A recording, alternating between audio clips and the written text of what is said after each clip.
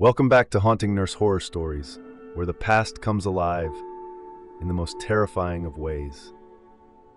Tonight we travel back to the late 1800s, a time of candlelit corridors, rudimentary medicine, and an ominous presence that still lingers in the forgotten corners of Victorian America. This is the story of the night nurse, a tale of unspeakable horror that will leave you questioning what waits for you in the shadows. Our story begins in a small remote hospital nestled in the foggy hills of New England.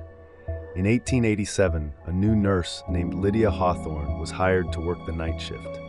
The hospital was understaffed, and the only patients left in the night were those the doctors had given up on, patients who were terminal, forgotten, and abandoned to the care of the night nurse. Lydia was young, dedicated, and eager to make a difference. But there was something about the night shift that unsettled her. The air was thick with sickness, and something else she couldn't quite place. The other nurses warned her about the shadow patient, a patient who was said to appear only after midnight. He wasn't on the official roster, and yet every night, someone claimed to have seen him lying in one of the beds. Every instinct told her to turn away, but curiosity drove her closer. The bed was empty, but the sheets were still warm.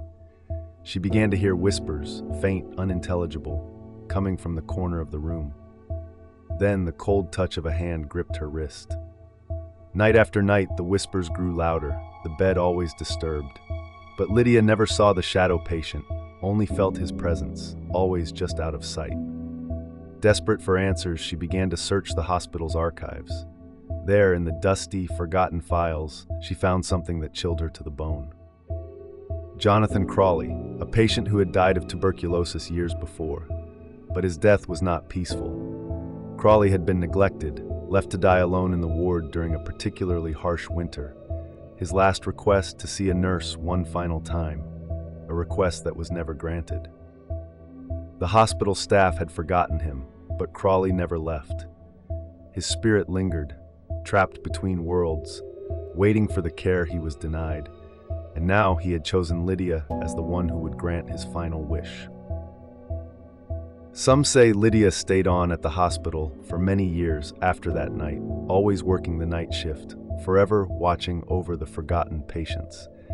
But others claim that on certain nights, you can still hear the faint whispers of Jonathan Crawley calling out for his nurse, a nurse who may never rest in peace. Remember, when the night is at its darkest, some patients never leave.